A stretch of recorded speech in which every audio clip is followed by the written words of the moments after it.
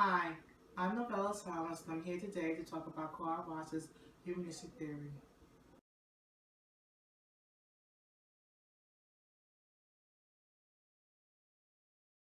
Carl Rogers was born in 1902, Oak Park, Illinois, one of six children. Rogers describes himself the middle child. Rogers' experience of loneliness and isolation led him into depending on his own experiences, which later becomes his foundation in human personality.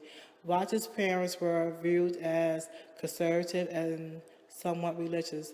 Um, there was no displays of emotion.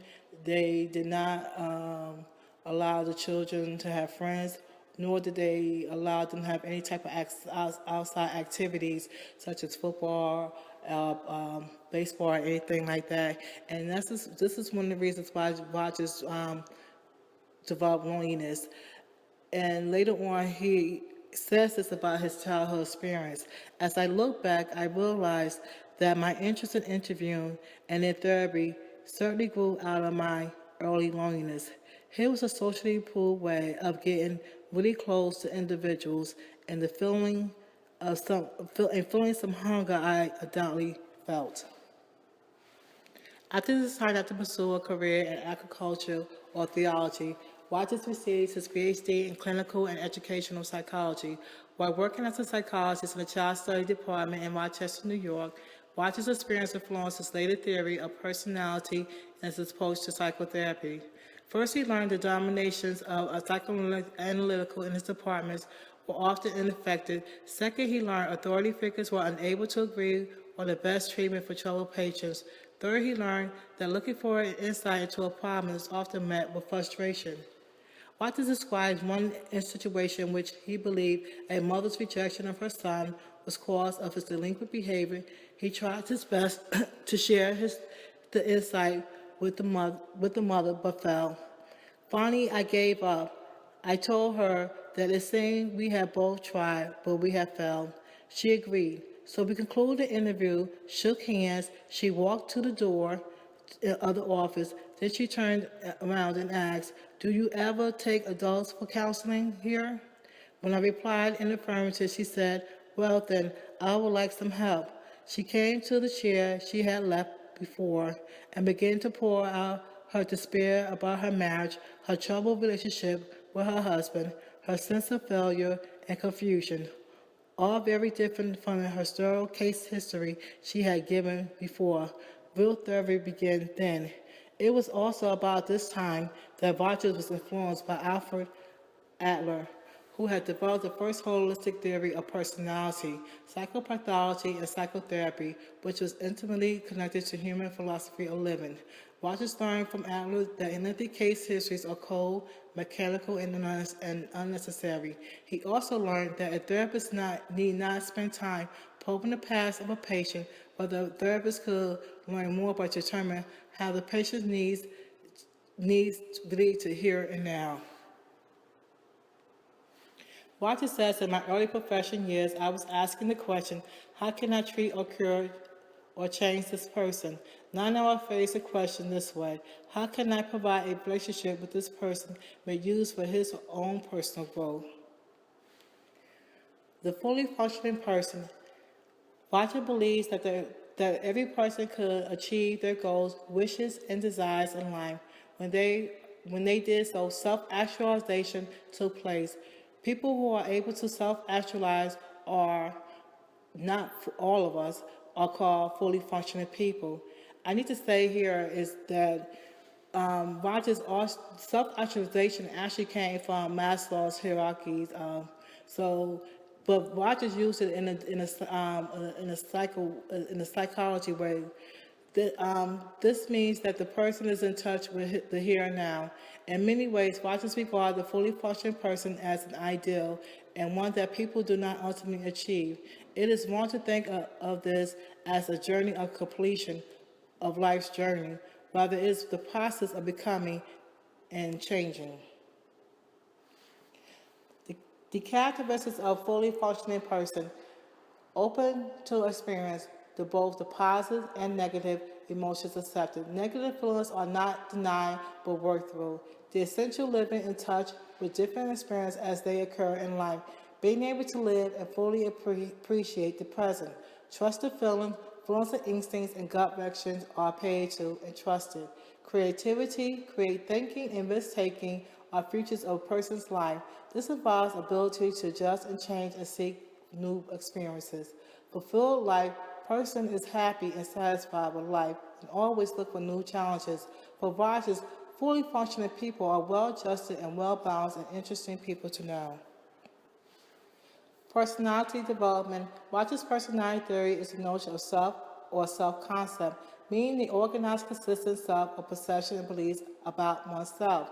According to Rogers, we want to feel, experience, and behave in ways which are consistent with our self-image and which reflects what we would like to be, our ideal self. The closer our self-image and ideal self are to each other, the more consistent or congruent we are, the higher our sense of self-worth. A person is said to be in a state of incongruence and if their experiences are unacceptable to them and is denied or distorted in their self-image. The humanistic approach, self-worth, what we think about ourselves. How do you see yourself? Self-image, how do we see ourselves is important to good psychological health. Ideal self, this is the person we would like to be. It consists of goals and ambitions.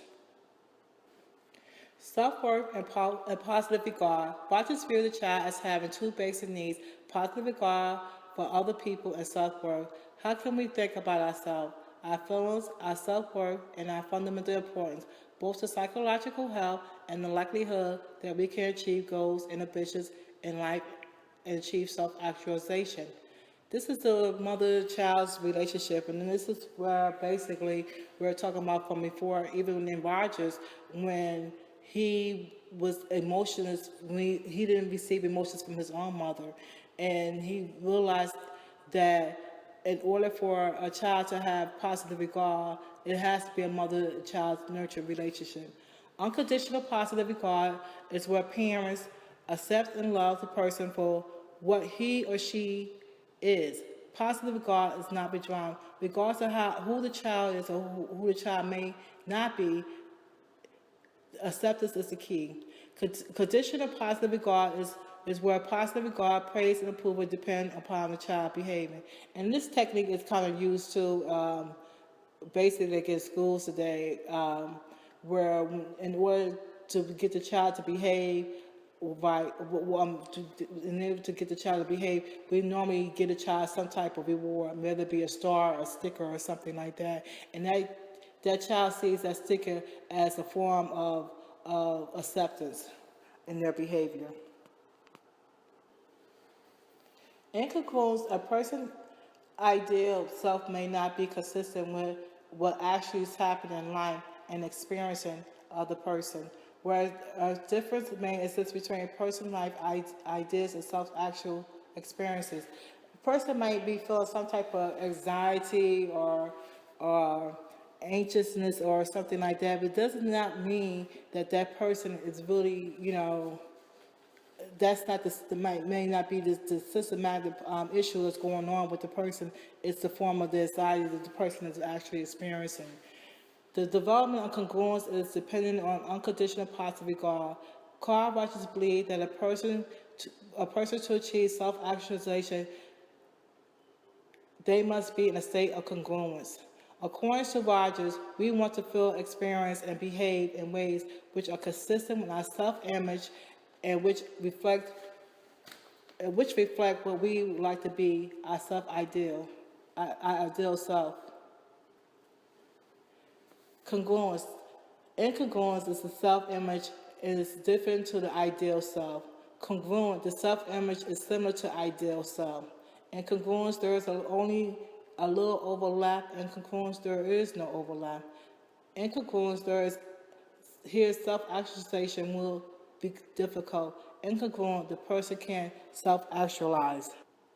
According to Rogers, almost all individuals experience incongruence and therefore defend against symbolization of certain experiences into awareness.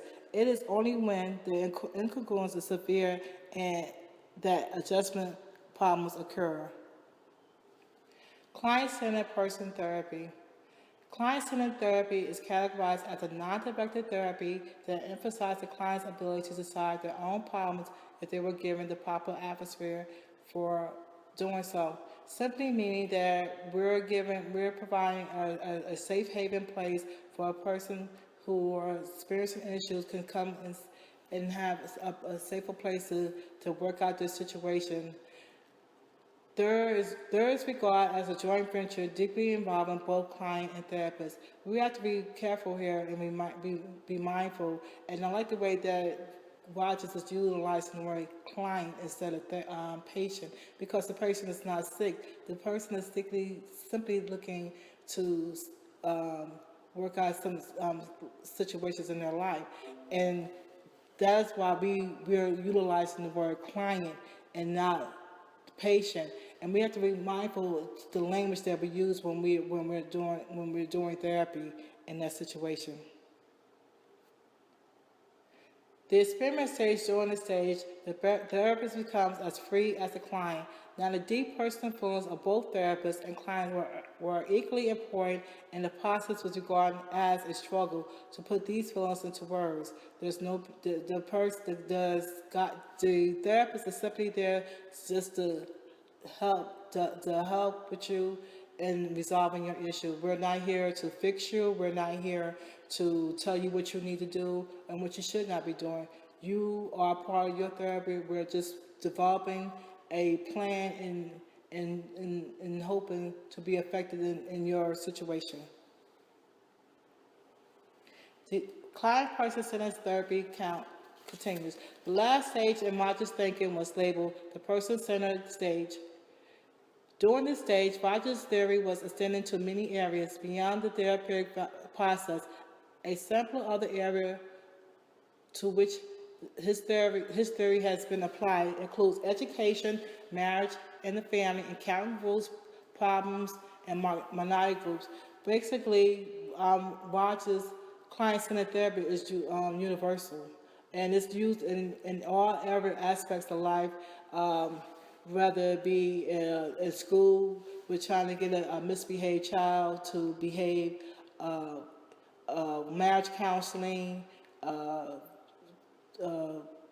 person who is seeking some type of addiction will come and seek therapy in this area, and this type of area therapy will be utilized, as well as people who are re-entering from jail.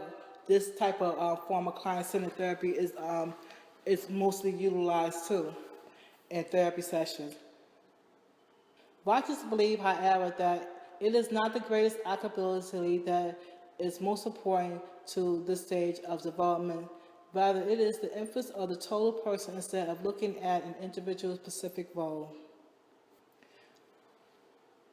Rogers says, I am no longer talking simply about psychotherapy, but about a point of view, a philosophy, an approach to life, a way of being which fits any situation in which growth of a person, a group, or a community is a part of the goal.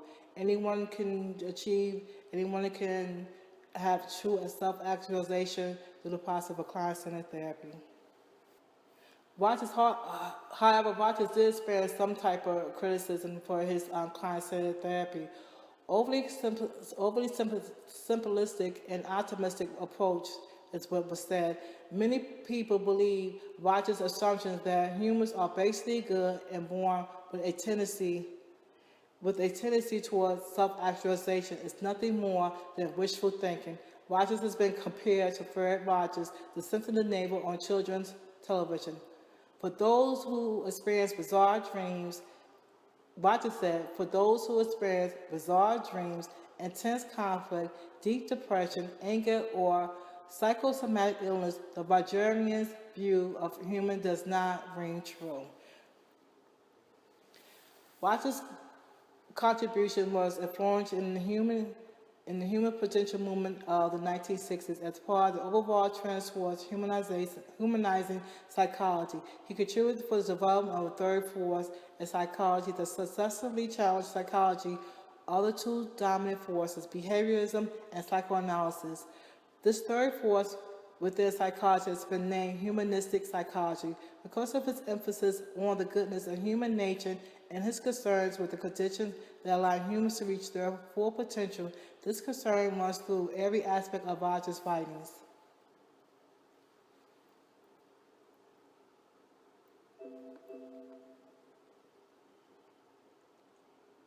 Carl Rogers was elected president and APA president in 1946 and received distinguished and prestigious awards and scientific contributions. Carl Rogers has several books and journals on person-client centered and counseling. And this concludes my